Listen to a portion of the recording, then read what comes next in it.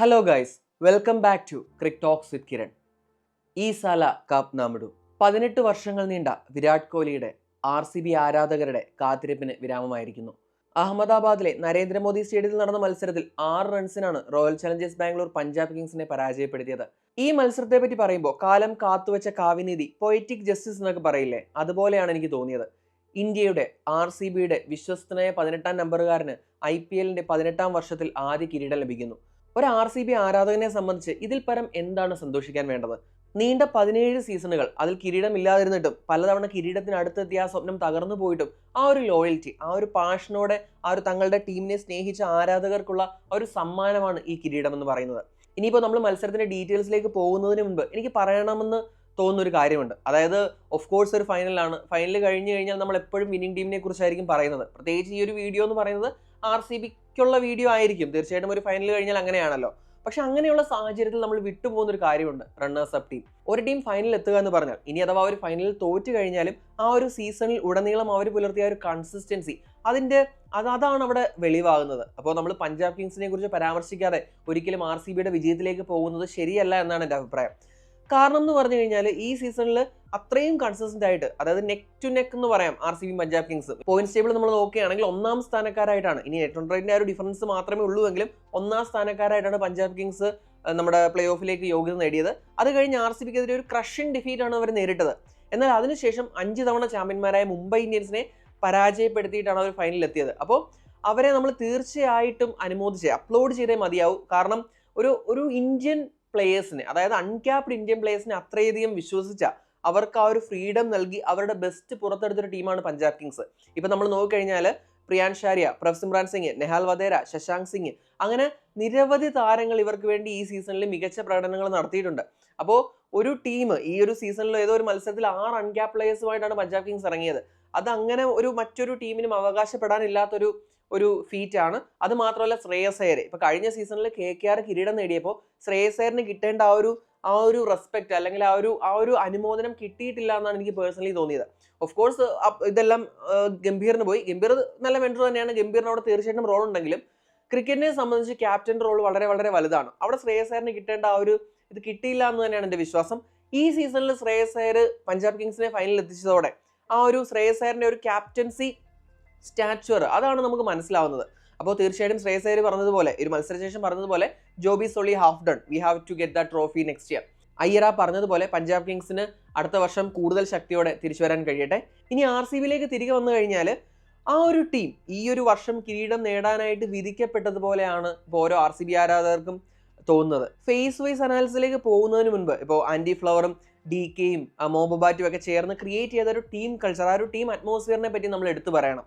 ഇപ്പോൾ Andy flower എന്ന് പറഞ്ഞു കഴിഞ്ഞാൽ ലോകത്ത് എവിടെയൊക്കെ ലീഗുകളുണ്ടോ, എവിടെയൊക്കെ താൻ നയിച്ചിട്ടുണ്ടോ അവിടെയൊക്കെ കിരീടം നേടിയിട്ടുള്ള ഒരു കോച്ചാണ്. ഇപ്പോൾ IPLന്റെ കാര്യം പറഞ്ഞു കഴിഞ്ഞാൽ ഇതേവരെ ആദ്യം LSG നയിച്ചപ്പോഴൊക്കെ LSG പ്ലേ ഓഫിൽ എത്തിച്ചു. കഴിഞ്ഞ വർഷം RCBയിലെത്തി RCBയെ പ്ലേ ഓഫിൽ എത്തിച്ചു. ഇത്തവണ ഒരു പടി കൂടി കടന്ന് കിരീടം സ്വന്തമാക്കി. അപ്പോൾ ആൻഡി ഫ്ലവറിന്റെ ആ ഒരു CV എന്ന് പറയുന്നത് ഈ ഒരു IPLോട് കൂടി ആ ഒരു കംപ്ലീറ്റ് ആവുകയാണ് ഉണ്ടായത്. ഇപ്പോൾ നമുക്കറിയാം, ഇപ്പോൾ ഒരു ടെമ്പററി സസ്പെൻഷൻ വന്നു. അതിനുശേഷം ജോഷ് ഹേസൽവുഡ് ഒക്കെ തിരികെ പോയി. അവിടെ ജോഷ് ഹേസൽവുഡിന് ഒരു പരിക്കുണ്ടായിരുന്നു. ഇപ്പോൾ 11ാം തീയതി WTC ഫൈനൽ വരികയാണ്. അപ്പോൾ ആ ഒരു സിറ്റുവേഷനിൽ സാധാരണ ഒരു ഓസീസ് പ്ലെയർ തിരിച്ചു വരാത്തടുത്ത് അവർക്ക് ജോഷ് ഹേസൽവുഡിനെ തിരികെ കൊണ്ടുവരാനായി. ഇപ്പോൾ നമുക്ക് ഒരു കാര്യം ആലോചിക്കണം, മിച്ച് സ്റ്റാർക്ക് തിരികെ വന്നിട്ടില്ല. മിച്ച് സ്റ്റാർക്ക് ഓപ്റ്റ് ഔട്ട് ചെയ്യുകയാണ് ഉണ്ടായത്. എന്നാൽ അവർ ജോഷ് ഹേസൽവുഡിനെ തിരികെ കൊണ്ടുവന്നു.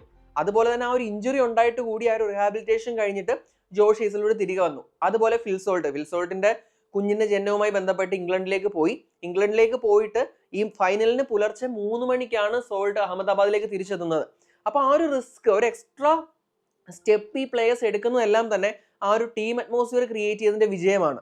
അപ്പോൾ അവിടെയാണ് എനിക്ക് ആൻഡി ഫ്ലവറിനെയും DKയെയും മോബബാറ്റിനെയും ഒക്കെ അനുമോദിക്കാനുള്ളത്. തീർച്ചയായിട്ടും അവര് ആ ഒരു എപ്പോഴും നമ്മൾ പറയാലോ, ഒരു ടീം കൾച്ചർ, ഇപ്പോൾ ആ ഒരു ഇതുപോലൊരു ടൂർണമെന്റ് വിജയിക്കണമെങ്കിൽ ആ ഒരു ബോണ്ടിങ്, ആ ഒരു ടീം കൾച്ചർ, ആ ഒരു ടീം എൻവയോൺമെന്റ് ഒക്കെ നന്നായിരിക്കണം. അവിടെ RCB വിജയിച്ചു. അതാണ് ഈ ഒരു ഫേസ് വൈസ് അനാലിസിലേക്ക് പോകുന്നതിനും എനിക്ക് പറയാനുള്ളത്. ഇനി ഫൈനലിലേക്ക് വന്നു കഴിഞ്ഞാൽ എനിക്ക് എടുത്തു പറയേണ്ടതെന്ന് പറഞ്ഞു കഴിഞ്ഞാൽ കൃണാൽ പാണ്ഡ്യയുടെ പ്രകടനമാണ്. അതായത് man of the match Krunal പാണ്ഡ്യയ്ക്കാണ്. ഒരു മാച്ച് ഡിഫൈനിങ് സ്പെല്ലാണ്. ഇപ്പോൾ എന്ന് വെച്ച് കഴിഞ്ഞാൽ 4 ഓവറിൽ വെറും 17 റൺസ് മാത്രം വിട്ടുകൊടുത്തിട്ടാണ് 2 വിക്കറ്റ് കൃണാൽ എടുത്തത്. തീർച്ചയായിട്ടും കൃണാലിന്റെ ആ ഒരു സ്പെല്ലില്ലായിരുന്നെങ്കിൽ മത്സരത്തിന്റെ ഫലം തന്നെ മറ്റൊന്നായനെ. അതായത് ആ ഒരു സ്കോറിംഗിൽ ഒരു ബ്രേക്ക് ഇട്ടിട്ട് ആ ഒരു പ്രഷർ, ആ മിഡിൽ ഓവേഴ്സിലാണ് ഈ കളി മാറിയത്. അത് ഞാൻ ഫേസ് വൈസ് അനാലിസിസ് പറയുമ്പോൾ നമുക്ക് ഡീറ്റെയിൽ ആയിട്ട് സംസാരിക്കാം. അപ്പോൾ ആ ഒരു ഫേസിൽ വളരെ മികച്ച രീതിയിൽ പന്തെറിഞ്ഞ് മാറാനും വിക്കറ്റ് എടുക്കാനും കൃണാൽ പാണ്ഡ്യയ്ക്കായി. അപ്പോൾ നേരത്തെ ഇത് കൃണാൽ പാണ്ഡ്യയുടെ രണ്ടാമത്തെ മാൻ ഓഫ് ദ മാച്ച് ആണ് ഫൈനലിനെ സംബന്ധിച്ച്. നേരത്തെ മുംബൈക്ക് വേണ്ടിയിട്ട് ഒരു ബാറ്റിംഗ് ഇന്നിങ്സിനാണ് കൃണാൽ പാണ്ഡ്യയ്ക്ക് ഒരു 47 റൺസ് എന്തോ എടുത്തതിനാണ് അന്ന് കൃണാലിന് മാൻ ഓഫ് ദ മാച്ച് കിട്ടുന്നത്. ഇത്തവണ ബോളിങ്ങിനാണ് കൃണാലിന് മാൻ ഓഫ് ദ മാച്ച് കിട്ടുന്നത്. അപ്പോൾ കൃണാൽ പാണ്ഡ്യ ഒരു 5.75 കോടിക്ക് എടുത്തപ്പോൾ ഏറ്റവും ബെസ്റ്റ് ബൈ എന്ന് തന്നെ നമുക്ക് ഈ സീസണിലെ കൃണാൽ പാണ്ഡ്യയെ വിശേഷിപ്പിക്കാം. കാരണം അത്രയും മികച്ച രീതിയിൽ പല മത്സരങ്ങളിലായിട്ട് തൻ്റെ ആ ഒരു ബോളിംഗ് ഉണ്ട്. വിക്കറ്റ് വൈസ് കൃണാലിന്റെ ബെസ്റ്റ് സീസൺ ആണ്. അപ്പോൾ തീർച്ചയായും ഡിസേർവിംഗ് ആയിട്ടുള്ള ഒരു മാൻ ഓഫ് ദ മാച്ച് ആയിരുന്നു. ഇനി കൃണാലിന്റെ പറയും പോലെ തന്നെ എടുത്തു പറയേണ്ടതാണ് ജിതേഷ് ശർമ്മയുടെ ആ ഒരു ഷോർട്ട് ഇൻവാലുബിൾ ഇന്നിങ്സ്. അപ്പോൾ ആ ഒരു ഇന്നിങ്സ് എന്ന് പറയുന്നത് കാരണം ആ ഒരു റൺ റേറ്റിനായിട്ട് സ്ട്രഗിൾ ചെയ്ത സമയത്ത് വന്നിട്ട് ആ ഒരു 6 ഒക്കെ ആ ഒരു ബാക്കിലോട്ട് ആ ഒരു സ്കൂപ്പ് ഒക്കെ എന്ന് പറഞ്ഞാൽ എക്സ്ട്രാ ഓർഡിനറി ഷോട്ട് ആണ്, പ്രത്യേകിച്ച് ആ ഒരു പ്രഷർ സിറ്റുവേഷനിൽ. ആ ഒരു ചെറിയ ഇന്നിങ്സും ഇൻവാലുബിൾ ആണ്. അപ്പോൾ ഈ രണ്ട് പെർഫോമൻസ് പറഞ്ഞിട്ട് മാത്രമേ നമുക്ക് ആ ഒരു ഫേസ് വൈസ് അനാലിസിലേക്ക് പോകാൻ സാധിക്കുകയുള്ളൂ. ഇനി നമുക്ക് മത്സരത്തിന്റെ ഡീറ്റെയിൽസിലേക്ക് പോകാം. ഇനിയിപ്പോൾ നമ്മൾ ഫേസ് വൈസ് അനാലിസിലേക്ക് പോകുമ്പോൾ ടോസ് നേടിയ Punjab Kings captain Shreyas Iyer bowling ആണ് തിരഞ്ഞെടുത്തത്. ഇപ്പോൾ ഈ സീസണിൽ ഇതുവരെ നടന്ന 8 മത്സരങ്ങളിൽ 6 മത്സരങ്ങളും ആദ്യം ബാറ്റ് ചെയ്ത ടീമാണ് വിജയിച്ചതെങ്കിലും ഇത്തവണ ഇപ്പോൾ ടോസ് കിട്ടിയിരുന്നെങ്കിൽ RCB ബോളിംഗ് തന്നെ തിരഞ്ഞെടുത്തതിനെന്ന് രജത് പട്ടിദാർ പറഞ്ഞു. പ്രത്യേകിച്ച് കഴിഞ്ഞ മത്സരത്തിൽ മുംബൈക്കെതിരെ നേടിയൊരു വിജയമാണ് ശ്രേയസ് അയ്യറിനെ ബോളിംഗ് തിരഞ്ഞെടുക്കാൻ പ്രചോദിപ്പിച്ചത്. അത് മാത്രമല്ല, പിച്ച് എന്ന് പറയുന്നത് ഇപ്പോൾ കഴിഞ്ഞ മത്സരത്തിനേക്കാൾ ബെറ്റർ ആയിട്ടുള്ള പിച്ച് എന്നാണ് പിച്ച് റിപ്പോർട്ടിൽ പറഞ്ഞത്. നമ്മളെല്ലാവരും കരുതിയിരുന്നത് അതായത് ഒരു 210-215 എങ്കിലും മിനിമം വേണ്ടി വരുന്ന ഒരു പിച്ച് എന്നാണ് ഇപ്പോൾ പിച്ച് റിപ്പോർട്ടിലായാലും ആ ഒരു മത്സരത്തിലുടനീളം കമന്ററിയിലായാലും നമ്മൾക്ക് ആ ഒരു ഹിസ്റ്ററി അനലൈസ് ചെയ്തപ്പോഴായാലും എല്ലാം തോന്നിയത്. എന്നാൽ ഇന്നലെ ആ ഒരു മത്സരം 2 ടീമും ബാറ്റ് ചെയ്ത് കഴിഞ്ഞ് മാത്രമേ നമ്മൾ പിച്ചിനെ മൊത്തമായിട്ട് വിലയിരുത്താവൂ എന്ന് പറയാറുണ്ട്. അപ്പോൾ ഇന്നലെ 2 ടീമും ബാറ്റ് ചെയ്ത് വെച്ച് നോക്കിയാൽ ആ ഒരു സ്ലോ ബോൾസ് തീർച്ചയായിട്ടും ആ ഒരു ഗ്രിപ്പിൽ അല്ല എന്തെങ്കിലുമൊക്കെ ഒരു ഹെൽപ്പ് ആ ഒരു സ്ലോ ബോൾസിന് കിട്ടുന്നത് പോലെയാണ് ഇന്നലത്തെ ആ ഒരു മത്സരം കഴിഞ്ഞപ്പോൾ എനിക്ക് ഫീൽ ചെയ്തത്. തീർച്ചയായിട്ടും കൃണാൽ പാണ്ഡ്യയുടെ ആയാലും അപ്പോൾ പഞ്ചാബ് കിങ്സ് ബോളേഴ്സിന്റെ ബോളിംഗ് വന്നപ്പോഴായാലും ആ ഒരു സ്ലോ ബൗൺസേഴ്സ് ഒക്കെ നന്നായിട്ട് ഹെൽപ്ഫുൾ ആവുന്നുണ്ടായിരുന്നു ബോളേഴ്സിന്. അപ്പോൾ അതാണ് എനിക്ക് ആ ഒരു പിച്ചിനെ കുറിച്ച് പറയാനുള്ളത്. ഇനി ബാറ്റിംഗിലേക്ക് വന്നു കഴിഞ്ഞാൽ പവർ പ്ലേയിൽ RCB സ്കോർ ചെയ്ത് 55 റൺസാണ്. ഫിൽ സോൾട്ടിന്റെ വിക്കറ്റ് നഷ്ടമായി. ഇവിടെ ഫിൽ സോൾട്ട് മികച്ച രീതിയിൽ തന്നെ തുടങ്ങി. 9 പന്തിൽ 16 റൺസാണ് ഫിൽ സോൾട്ട് എടുത്തത്. എന്നാൽ കൈൽ ജേമിസന്റെ പന്തിൽ ഫിൽ സോൾട്ട് പുറത്താവുകയാണ് ഉണ്ടായത്. വിരാട് കോഹ്ലി അത്യാവശ്യം നന്നായിട്ട് സ്ട്രഗിൾ ചെയ്തു. ഇവിടെ വിരാട് കോഹ്ലിയുടെ സ്ട്രഗിളിങ്ങിന്റെ പ്രധാന കാരണം എന്ന് പറഞ്ഞു കഴിഞ്ഞാൽ വിരാട് കോഹ്ലിക്ക് ആ ഒരു തനിക്ക് ഇഷ്ടപ്പെടുന്ന ഷോട്ടുകളൊന്നും കളിക്കാൻ പഞ്ചാബ് കിങ്സ് ബോളേഴ്സ് അനുവദിച്ചില്ല. Perfect planning and perfect execution. അതായത് സ്ക്വയേഴ്സ് എന്ന് പറയുന്നത് കുറച്ച് ഡിസ്റ്റൻസ് കൂടുതലാണ്. അപ്പോൾ ആ രീതിയിൽ തനിക്ക് ബൗണ്ടറി വേണമെങ്കിൽ സ്ക്വയേഴ്സിലോട്ട് അടിക്കൂ എന്നാണ് പഞ്ചാബ് കിങ്സ് വിരാട് കോഹ്ലിയോട് പറഞ്ഞത്. അതായത് സ്ക്വയറിൽ ഞങ്ങൾ എന്തായാലും ഫീൽഡിനെ നിർത്തും, ഞങ്ങൾ അതിനുള്ള ബോളേ എടുത്തുള്ളൂ. അതായത് ആ ഒരു ബൗൺസി ഒരു ഹാർഡ് ലെങ്തിലുള്ള ബോളുകൾ മാത്രമേ ഇടുള്ളൂ. അതുകൊണ്ട് അങ്ങനെ സ്ട്രെയിറ്റ് ഡൗൺ ദ ഗ്രൗണ്ട് ഒന്നും അടിക്കാൻ പറ്റില്ല. അറ്റ്ലീസ്റ്റ് കവറിൽ കൂടെ അടിക്കാൻ പറ്റില്ല. ബൗണ്ടറി വേണമെങ്കിൽ സ്ക്വയറിലേക്ക് അടിക്കും എന്നുള്ള ആ ഒരു പ്ലാനിങ്ങിലാണ് വിരാട് കോഹ്ലിക്കെതിരെ ഇറങ്ങിയത്. പിച്ച് അവരുടെ ആ ഒരു ബോളിങ്ങിനെ എയ്ഡ് ചെയ്യുകയും ചെയ്തതോടുകൂടി വിരാട് കോഹ്ലി അത്യാവശ്യം നന്നായിട്ട് സ്ട്രഗിൾ ചെയ്തു. 35 മുതൽ 43 റൺസാണ് എടുത്തതെങ്കിലും അത്യാവശ്യം നന്നായിട്ട് സ്ട്രഗിൾ ചെയ്ത ഇന്നിങ്സ് തന്നെയായിരുന്നു. 122.8 മാത്രമാണ് സ്ട്രൈക്ക് റേറ്റ്. വിരാട് കോഹ്ലിയുടെ ഈ സീസണിലെ സംബന്ധിച്ച് one of the worst strike rate ആണെന്ന് പറയാം. പക്ഷേ ഇപ്പോൾ മത്സരത്തിന്റെ ടോട്ടൽ ഔട്ട്കം നോക്കുമ്പോൾ അത്യാവശ്യം കുറച്ച് ഡീസന്റ് എന്ന് പറയാം. എങ്കിലും ആ ഒരു ഇതിനെ സംബന്ധിച്ച് അത്യാവശ്യം നന്നായിട്ട് സ്ട്രഗിൾ ചെയ്ത ഇന്നിങ്സ് ആയിരുന്നു. ഇവിടെ വിരാട് കോഹ്ലിയുടെ ഫോമിനേക്കാൾ എനിക്ക് എടുത്തു പറയേണ്ടത് ആ ഒരു പഞ്ചാബ് കിങ്സിന്റെ എക്സിക്യൂഷൻ ആണ്. ശ്രേയസ് അയ്യറിന്റെ ക്യാപ്റ്റൻസിയും ടോപ്പ് നോച്ച് ആയിരുന്നു. പിന്നീട് മയങ്ക് അഗർവാൾ 18 പന്തിൽ 24 എടുത്തത്. ഇപ്പോൾ രജത് പട്ടിദാറിനെ പറഞ്ഞാൽ 16 പന്തിൽ 26. ഇനി ആ ഒരു മിഡിൽ ഫേസിലേക്ക് വന്നു കഴിഞ്ഞാൽ എടുത്തത് 77 റൺസാണ്. 3 വിക്കറ്റ് അവർക്ക് നഷ്ടമായി. 77 റൺസാണ് എടുക്കാൻ കഴിഞ്ഞത്. ഇപ്പോൾ രജത് പട്ടിദാറിന്റെ ഇന്നിങ്സ് പറഞ്ഞു കഴിഞ്ഞാൽ 16 പന്തിൽ 26 ഫോമിലാണെന്ന് തോന്നിച്ചു. ആ ഒരു ടച്ചിലായിരുന്നെങ്കിലും കൈൽ ജേമിസൺ അവിടെ എക്സലന്റ് ആയിട്ട് ബോൾ ചെയ്ത് വിക്കറ്റ് വീഴ്ത്തി. ഇനി ഒരു മാച്ച് ഡിഫൈനിങ് ഇന്നിങ്സ് വന്നത് ജിതേഷ് ശർമ്മയിൽ നിന്നാണ്. 10 പന്തിൽ 24 റൺസ്, 2 4ഉം 2 6ഉം അടക്കം എക്സലന്റ് ആയിട്ട് കളിച്ചു. ആ ഒരു വേണ്ട ഒരു ആക്സിലറേഷൻ അവിടെ ലിയാം ലിവിങ്സ്റ്റന്റെ ഇന്നിങ്സിന്റെ കാര്യം എടുത്തു പറയണം. 15 പന്തിൽ 25 റൺസ് മാത്രമേ എടുത്തുള്ളൂ എങ്കിലും എക്സലന്റ് ആയിട്ടുള്ള ഒരു ഷോട്ട് കമിയോ ആണ് ലിയാം ലിവിങ്സ്റ്റൺ കളിച്ചത്. 15 പന്തിൽ 25 റൺസാണ് ലിവിങ്സ്റ്റൺ എടുത്തത്.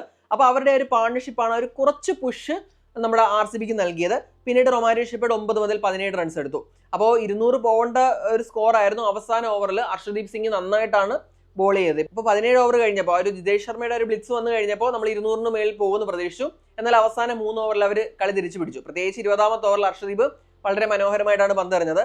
അപ്പോൾ അങ്ങനെ വന്നപ്പോഴേക്കും ഡെത്ത് ഓവർ ഫേസിൽ ഇവർക്ക് എടുക്കാൻ കഴിഞ്ഞത് 58 റൺസാണ്. 5 വിക്കറ്റുകൾ നഷ്ടമായി. അപ്പോൾ RCBയുടെ ടോട്ടൽ സ്കോർ എന്ന് പറയുന്നത് 9 വിക്കറ്റ് നഷ്ടത്തിൽ 190. കൈൽ ജേമിസൺ നന്നായിട്ട് ബോൾ എറിഞ്ഞു. അതിൽ ഓരോ ഓവറിൽ അടി വാങ്ങി. അപ്പോൾ വളരെ നന്നായിട്ട് ബോൾ ചെയ്ത കൈൽ ജേമിസനെ ജിതേഷ് ശർമ്മ നന്നായിട്ട് അറ്റാക്ക് ചെയ്തു. ലിവിങ്സ്റ്റൺ ഒരു 6 അടിച്ചു. അങ്ങനെ വന്നപ്പോഴേക്കും 4 ഓവറിൽ 48 റൺസ് വഴങ്ങി 3 വിക്കറ്റ്. അർഷദീപ് 4 ഓവറിൽ 40 റൺസ് വഴങ്ങി 3 വിക്കറ്റ്. അസ്മത്തുൽ ഒമർ സായി 4 ഓവറിൽ 35 റൺസ് വഴങ്ങിയ ഒരു വിക്കറ്റ്, ചഹൽ 4 ഓവറിൽ 37 റൺസ് വഴങ്ങിയ ഒരു വിക്കറ്റ്. ഇവിടെ വൈശാഖ് വിജയകുമാർ എക്സലന്റ് ആയിട്ട് ബോൾ ചെയ്തു, ആ പിച്ചിൽ നിന്ന് കിട്ടിയ ഹെൽപ്പ് മനോഹരമായിട്ട് യൂട്ടിലൈസ് ചെയ്തു, 4 ഓവറിൽ 30 റൺസ് വഴങ്ങിയ ഒരു വിക്കറ്റ്. ഇനി 191 എന്നുള്ളൊരു ചേസിന് പഞ്ചാബ് ഇറങ്ങുമ്പോൾ നമ്മളെല്ലാവരും പ്രതീക്ഷിച്ചത് ഒരു ബിലോ പാർ ടോട്ടലാണ്. അറ്റ്ലീസ്റ്റ് ഒരു 15 റണ്ണെങ്കിലും ഈ ഒരു പിച്ചിൽ കുറവാണ്. സത്യത്തിൽ കുറവ് തന്നെ ആയിരുന്നു. കാരണം ഇതിനു മുമ്പ് ഇവിടെ നടന്ന മത്സരത്തിൽ 243 പഞ്ചാബ് എടുത്തിട്ടും 232 വരെ ഗുജറാത്ത് വന്ന പിച്ചാണിത്, ആ ഒരു സെന്റർ പിച്ച് എന്ന് പറയുന്നത്. അപ്പോൾ അവിടെ തീർച്ചയായിട്ടും കുറച്ച് ബിലോ പാർ ടോട്ടലായിരുന്നു. എന്നാൽ ഇവിടെ ബോളിംഗിൽ എക്സലന്റ് ആയിട്ടാണ് RCB ബോൾ ചെയ്തത്. ഇപ്പോൾ പവർ പ്ലേയിൽ വന്നു കഴിഞ്ഞാൽ പവർ പ്ലേയിൽ 52 റൺസാണ് നമ്മുടെ പഞ്ചാബ് കിങ്സ് സ്കോർ ചെയ്തത്. അത് മാത്രമല്ല നമ്മുടെ പ്രിയാൻഷിന്റെ വിക്കറ്റും അവിടെ വീണു. അവിടെ ഹേസൽവുഡിന്റെ ഓവറിലാണ്. അപ്പോൾ ആ ഒരു ഓവറിൽ തുടക്കം കുറച്ച് അടി വീണിട്ടും ഹേസൽവുഡിന് പ്രിയാൻഷ് ഷാരിയുടെ വിക്കറ്റ് എടുക്കാൻ കഴിഞ്ഞു. അവിടെ നമ്മൾ പറയേണ്ടത് ഫിൽ സോൾട്ടിന്റെ എക്സലന്റ് ക്യാച്ചാണ്. ഇതിന് തൊട്ട് മുൻപ് റൊമാരിയോ ഷെപ്പേർഡ് പ്രസിംറാന്റെ ഒരു സ്ട്രെയിറ്റ് ഫോർവേഡ് ക്യാച്ച് വിട്ട് കളഞ്ഞു എന്ന് ഓർക്കണം. ഫൈനലാണ്, ആ ബോൾ 6 പോകേണ്ട ബോളാണ്. അതായത് ഒരു ചെറിയൊരു ലാപ്സ് വന്നാൽ തന്നെ 6 പോകേണ്ട ബോളാണ്. പക്ഷേ മനോഹരമായിട്ട് ഫിൽ സോൾട്ട് അത് ആ ഒരു അവയർനെസ്, ആ ഒരു ബൗണ്ടറി റോപ്പ് എവിടെയാണെന്നുള്ള അവയർനെസ് ഒക്കെ ഉണ്ടായിരുന്നു. മനോഹരമായിട്ട് തന്നെ അത് ക്യാച്ച് എടുത്തു. അവിടെ ഒരു ടേണിംഗ് പോയിന്റിന്റെ സ്റ്റാർട്ടിങ് വരികയാണ്. അപ്പോൾ അതിനുശേഷം ജോഷ് ഇംഗ്ലിസ് വന്നു. ഈ മത്സരത്തിൽ ഏറ്റവും അനായാസമായിട്ട് എനിക്ക് ബാറ്റ് ചെയ്തു എന്ന് തോന്നിയത് ഒന്ന് ജോഷ് ഇംഗ്ലിസും പിന്നെ ജിതേഷ് ശർമ്മയാണ്. ജോഷ് ഇംഗ്ലിസും ഈ മത്സരത്തിൽ ഏറ്റവും മികച്ച രീതിയിൽ ഏറ്റവും ഫുൾ ഫ്ലോയിൽ ബാറ്റ് ചെയ്ത് ജോഷ് ഇംഗ്ലിസ് ആണ്. അതായത് പന്തിന്റെ പിച്ചിങ് ഒന്ന് ഷോർട്ട് ആയി കഴിഞ്ഞാൽ പുള്ളി അറിയാലോ, ഒരു ക്രൗച്ചിങ് സ്റ്റാൻസ് ആണ് പുള്ളിയുടെ. അപ്പോൾ അത് വെച്ചിട്ട് ആ ഒരു എലവേഷൻ കിട്ടും. ഇത്തിരി താന്ന് നിൽക്കുമ്പോഴെന്ന് വെച്ച് കഴിഞ്ഞാൽ പെട്ടെന്ന് ആ ഒരു ബോളിന് അണ്ടറിലേക്ക് എത്താൻ പറ്റും. To get under the ball എന്ന് നമ്മൾ പറയും. അപ്പോൾ അതിനകത്ത് എത്തിക്കഴിഞ്ഞാൽ എലവേഷൻ കുറച്ചുകൂടി എളുപ്പമായിരിക്കും, ആ ഒരു പൊക്കം കിട്ടുന്നത്. അപ്പോൾ ആ ഒരു രീതിയിൽ വളരെ നന്നായിട്ട് ബാറ്റ് ചെയ്തു ജോഷ് ഇംഗ്ലിസ് എന്ന് പറയുന്നത്. അപ്പോൾ ജോഷ് ഇംഗ്ലിസിന്റെ വിക്കറ്റാണ് പിന്നെ ഏറ്റവും കൂടുതൽ നിർണായകമായിട്ട് മാറിയത്. അപ്പോൾ പിന്നീട് മിഡിൽ ഓവേഴ്സിലേക്ക് വന്നു കഴിഞ്ഞപ്പോൾ ഒരു സൈഡിൽ ജോഷ് ഇംഗ്ലിസ് നിന്നിട്ടുണ്ടെങ്കിലും 67 റൺസ് മാത്രമാണ് പഞ്ചാബ് കിങ്സിന് എടുക്കാൻ കഴിഞ്ഞത്. അതായത് RCB 77 എടുത്ത സമയത്ത് ഇവിടെ 67 എടുക്കാൻ കഴിഞ്ഞുള്ളൂ. ഇവിടെ ഈ ഒരു ഫേസ് ആണ് മത്സരത്തിലൊരു ഡിഫറൻഷിയേറ്റിംഗ് ഫാക്ടറായിട്ട് മാറിയത്. അവിടെ നമ്മൾ ലോഡ് ചെയ്യേണ്ടത് കൃണാൽ പാണ്ഡ്യയുടെ ആ ഒരു സ്പെല്ലാണ്. ഇവിടെ നന്നായിട്ട് ബാറ്റ് ചെയ്ത ജോഷ് ഇംഗ്ലിസിന്റെ വിക്കറ്റ് എടുക്കാനും കൃണാൽ പാണ്ഡ്യയ്ക്കായി. അവിടെ ലിവിങ്സ്റ്റന്റെ എക്സലന്റ് ആയിട്ടുള്ള ഒരു ക്യാച്ച് നമ്മൾ എടുത്ത് പറയേണ്ടതാണ്. അവിടെയും ആ ഒരു ബൗണ്ടറി ലൈനിന്റെ അവയർനെസ് കൃത്യമായിട്ട് കീപ്പ് ചെയ്തിട്ട് നമ്മൾ ആ ഒരു ക്യാച്ച് കംപ്ലീറ്റ് ചെയ്യാൻ ലിവിങ്സ്റ്റന് കഴിഞ്ഞു. അപ്പൊ അങ്ങനെ വന്നപ്പോഴേക്കും അവസാനം ഒരു ടൂ മച്ച് ആണ് നമ്മുടെ പഞ്ചാബ് കിങ്സിന് എടുക്കാനുണ്ടായിരുന്നത്. ഇപ്പൊ ഒരു ഫൈനൽ ഫേസ് നോക്കി കഴിഞ്ഞാൽ അവർ 65 റൺസ് എടുത്തു. ഇവിടെ ഇതിൽ രസം എന്ന് പറഞ്ഞു കഴിഞ്ഞാൽ അവസാന ഓവറിൽ 22 റൺസാണ് ഹേസൽവുഡ് വഴങ്ങിയത്. ഇവിടെ ഹേസൽവുഡിന്റെ കാര്യത്തിൽ എനിക്ക് രസകരമായിട്ട് തോന്നിയത് ആദ്യത്തെ 2 ബോൾ വളരെ മനോഹരമായിട്ട് ഹേസൽവുഡ് ബോൾ ചെയ്തു. അത് കഴിഞ്ഞിട്ട് അടുത്ത 4 ബോൾ 6 അടിച്ചാൽ പോലും എന്തായാലും പഞ്ചാബിന് ജയിക്കാൻ കഴിയില്ല. അപ്പോൾ ഹേസൽവുഡ് പിന്നെ എഫേർട്ട് ഒന്നും ഇട്ടില്ല. പുള്ളി ചുമ്മാ വന്നിട്ട് നോ ബോൾ എറിയരുത്, വൈഡ് എറിയരുത്, ആ ഒരു രീതിയിൽ ചുമ്മാ വന്ന് പന്ത് ഇട്ട് കൊടുക്കുന്ന പോലെയാണ് എനിക്ക് തോന്നുന്നത്. ഇപ്പൊ പറയുമ്പോൾ 6 റൺസിനാണ് RCB തോറ്റതെന്ന് പറയാം. പക്ഷെ കുറച്ചുകൂടി ടൈറ്റ് ആയിരുന്നെങ്കിൽ കുറച്ചുകൂടി നന്നായിട്ട് ഹേസൽവുഡ് പന്ത് എറിഞ്ഞേനെയും തന്നെയാണ് എനിക്ക് വ്യക്തിപരമായിട്ട് തോന്നിയത്. കാരണം ഒരു എഫേർട്ടും ഇല്ല. പുള്ളി ചുമ്മാ വന്ന് നോ ബോൾ എറിയരുത്, ഇനി അബദ്ധമൊന്നും പറ്റരുത് എന്നുള്ള രീതിയിൽ ചുമ്മാ വന്ന് എറിഞ്ഞ് തീർത്തു. ഒരു ഫോർമാലിറ്റി കംപ്ലീറ്റ് ചെയ്തതുപോലെയാണ് എനിക്ക് ഹേസൽവുഡിന്റെ ആ ഒരു ലാസ്റ്റ് ഓവർ കണ്ടപ്പോൾ തോന്നിയത്. അപ്പോൾ ഈ പഞ്ചാബ് നിരയില് ടോപ്പ് സ്കോറർ ശശാങ്ക് സിംഗ് ആണ് 30 പന്തിൽ 61. പക്ഷെ എനിക്ക് ഇഷ്ടപ്പെട്ടത് ജോഷ് ഇംഗ്ലിസിന്റെ ഇന്നിങ്സ് ആണ്. ഇനി ബോളിംഗിന്റെ കാര്യത്തിലേക്ക് വന്നു കഴിഞ്ഞാൽ ഞാൻ പലതവണ എടുത്തെടുത്ത് പറഞ്ഞതുപോലെ കൃണാൽ പാണ്ഡ്യ 4 ഓവറിൽ 17 റൺസ് വഴങ്ങി 2 വിക്കറ്റ്. പിന്നെ ഭുവി, ഇപ്പോൾ ഈ സീസണിലെ പല മത്സരങ്ങളിലും നല്ല എക്സ്പെൻസീവ് ആയിട്ടുള്ള ഭുവി നന്നായിട്ട് തന്നെ ബോൾ ചെയ്തു. 4 ഓവറിൽ 38 റൺസ് വഴങ്ങി 2 വിക്കറ്റ്. യശ് ദയാൽ 3 ഓവറിൽ 18 റൺസ് മാത്രം വഴങ്ങി 1 വിക്കറ്റ്. ജോഷ് ഹേസൽവുഡ് ഞാൻ പറഞ്ഞല്ലോ അവസാന ഓവറിൽ നല്ല എക്സ്പെൻസീവ് ആയിരുന്നു. 4 ഓവറിൽ 54 റൺസ് വഴങ്ങി 1 വിക്കറ്റ്. പിന്നീട് റൊമാരിയോ ഷെപ്പേർഡ് 3 ഓവറിൽ 30 റൺസ് വഴങ്ങി 1 വിക്കറ്റ്. ഇവിടെ ശ്രേയസ് അയ്യറിന്റെ ഒരു നത്തിങ് ഷോട്ടാണ്. ഇപ്പൊ റൊമാരിയോ ഷെപ്പേർഡ് ശ്രേയസ് അയ്യറിന്റെ വിക്കറ്റ് ഇട്ടത് വളരെ വളരെ ക്രൂഷ്യലായി. അതെന്ന് പറഞ്ഞു കഴിഞ്ഞാൽ ചുമ്മാ പുള്ളി ബാറ്റ് വെച്ച് കൊടുത്തതുപോലെയാണ് എനിക്ക് തോന്നിയത്. വളരെ ലേസി ആയിട്ട് പ്ലേ ചെയ്ത പോലെ, കമന്റേറ്റേഴ്സ് സൂചിപ്പിച്ചതുപോലെ വളരെ ഒരു ലേസി ഷോട്ട്, ഒരു നത്തിങ് ഷോട്ടായിട്ടാണ് എനിക്ക് തോന്നിയത്. അത് മത്സരത്തിൽ നിർണായകമാവുകയും ചെയ്തു. അപ്പൊ അങ്ങനെയാണ് RCBയുടെ ബോളിംഗ് കാർഡ് എന്ന് പറയുന്നത്. പിന്നെ ഈ മത്സരം എന്ന് പറയുന്നത് ഭയങ്കര RCB ആരാധകരെ സംബന്ധിച്ച് വളരെ ഇമോഷണൽ ആയിട്ടുള്ള ഒരു മത്സരമാണ്. ഇപ്പോൾ കോഹ്ലിയുടെ അവസാന നിമിഷം ആ ഒരു ടീയേഴ്സ് ഓഫ് ജോയ് ഒക്കെ നമ്മൾ കണ്ടതാണ്. അതുപോലെ തന്നെ AB de Villiers ഗ്രൗണ്ടിൽ ഉണ്ടായിരുന്നു. അപ്പോൾ അവരൊരുമിച്ച് സെലിബ്രേറ്റ് ചെയ്യുന്നു. ക്രിസ് ഗെയിൽ ഉണ്ടായിരുന്നു. അപ്പോൾ അങ്ങനെ വന്നു കഴിഞ്ഞപ്പോൾ ഒരു സ്വപ്ന സാക്ഷാത്കാരം എന്നൊക്കെ പറയുന്ന ഒരു മത്സരമായിരുന്നു ഇത്. പിന്നീട് ഇവിടെ എടുത്തു പറയേണ്ടത് രജത് പട്ടിദാർ. താൻ ക്യാപ്റ്റനായുള്ള ആദ്യ സീസണിൽ തന്നെ, ഇപ്പൊ പട്ടിദാറിന് അങ്ങനെ പറയത്തക്ക ക്യാപ്റ്റൻസി എക്സ്പീരിയൻസ് ഒന്നുമില്ല. തീർച്ചയായിട്ടും സയ്യിദ് മുഷ്താഖ് അലി ടൂർണമെന്റിൽ തന്റെ ടീമിനെ ഫൈനലിൽ എത്തിച്ചിട്ടുണ്ട് പട്ടിദാറെങ്കിലും ഈ ഒരു ലെവലിൽ അത്രയും ക്യാപ്റ്റൻസി എക്സ്പോഷർ ഉള്ള ഒരു പ്ലെയർ അല്ല രജത് പട്ടിദാർ. എന്നാൽ ഒരു കാം ഹെഡാണ്. ഇപ്പൊ ഇന്നലത്തെ മത്സരത്തിൽ ശ്രദ്ധിച്ചറിയാം. ഇന്നലത്തെ മത്സരത്തിൽ ചോദിച്ചപ്പോൾ പുള്ളി പറഞ്ഞതെന്ന് വെച്ച് കഴിഞ്ഞാൽ ഞങ്ങൾക്ക് ഇത് മറ്റൊരു അവേ ഗെയിം പോലെയാണ്. ആ ഒരു മൈൻഡ് സെറ്റിൽ ഇപ്പോൾ നമ്മൾ പറയും, ഇപ്പോൾ ശ്രേയസ് അയ്യറിന്റെ സ്റ്റോയിക് ടെമ്പർമെന്റ് ആണെന്ന് പറയുന്നുണ്ടെങ്കിലും ഇന്നലെ ശ്രേയസ് അയ്യർ അത്യാവശ്യം നന്നായിട്ട് ഇമോഷൻസ് ഒക്കെ കാണിക്കുന്നുണ്ടായിരുന്നു. ആ വിക്കറ്റ് കിട്ടിയപ്പോഴൊക്കെ ആ ഒരു തീർത്തും ആ ഒരു ഇമോഷൻസ് കാണിക്കും. വിരാട് കോഹ്ലി ആയാലും ഭയങ്കരമായിട്ട് ഇമോഷൻസ് കാണിക്കും. പക്ഷേ രജത് പട്ടിദാർ എന്ന് പറഞ്ഞാൽ വേറൊരു കൂൾ ഡെമോണർ ഉള്ള ഒരു പ്ലെയർ ആണ്. എന്ന് വെച്ച് കഴിഞ്ഞാൽ പുള്ളി വളരെ നൈസായിട്ട്, അതായത് ആ ഒരു ടെൻഷൻ ഉണ്ടെങ്കിൽ, തീർച്ചയായിട്ടും ഫൈനലാണ്, ടെൻഷൻ ഉണ്ടെങ്കിൽ അതൊന്നും മുഖത്തറിയാതെ വളരെ മികച്ച രീതിയിൽ എന്താണ് ഒരു കൂൾ കാമായി ടീമിനെ നയിച്ചു. അതിനർത്ഥം ഇപ്പോൾ ശ്രേയസ് അയ്യറിന്റെ കോഹ്ലിയുടെ സ്റ്റൈല് തെറ്റാണെന്നല്ല ഞാൻ പറഞ്ഞത്. എനിക്ക് ആ ഒരു അഗ്രസീവ് ബ്രാൻഡ് ഓഫ് ഒരു ക്യാപ്റ്റൻസിയാണ് എനിക്ക് ഒരു ഇഷ്ടം. എന്ന് വെച്ച് കഴിഞ്ഞാൽ ആ ഒരു ഫയർ കാണാനാണ് എനിക്ക് ഇഷ്ടം. ഇപ്പോൾ ശ്രേയസ് അയ്യറിന്റെ ആയാലും ഇപ്പോൾ ഒരു വിരാട് കോഹ്ലിയുടെ ഒരു എക്സ്ട്രാ ഒരു ഇതുണ്ടല്ലോ, എനർജിയൊക്കെ ഒരു ഇൻഫെക്ഷ്യസ് ആണ്, അതെനിക്ക് ഭയങ്കര ഇഷ്ടമാണ്. എങ്കിലും ഇവിടെ രജത് പട്ടിദാറിന്റെ ആ ഒരു കൂൾ ആറ്റിറ്റ്യൂഡിനെ പറ്റി പറഞ്ഞു എന്നേ ഉള്ളൂ. വളരെ മനോഹരമായിട്ട് തന്നെ തന്റെ ടീമിനെ ലീഡ് ചെയ്തു.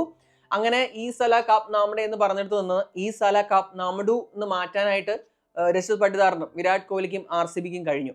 RCBയുടെ ആദ്യത്തെ കിരീടമാണ്, വെൽ ഡിസേർവ്ഡ് ആണ്. ഇപ്പൊ ഞാൻ പറഞ്ഞു, ഇപ്പോൾ ഞാൻ ഇതിനു മുമ്പ് ലൈവിന് വന്നപ്പോഴായാലും പറഞ്ഞു, ഈ രണ്ട് ടീമും ഈക്വലി ഡിസേർവിംഗ് ആണ്. മോസ്റ്റ് കൺസിസ്റ്റന്റ് ആയിട്ട് കളിച്ച ടീമാണ്. അതിൽ ഏറ്റവും നന്നായിട്ട് പ്രഷർ ഹാൻഡിൽ ചെയ്യുന്ന ടീം ജയിക്കും എന്ന് പറഞ്ഞു. RCB ആണ് നന്നായിട്ട് പ്രഷർ ഹാൻഡിൽ ചെയ്തത്.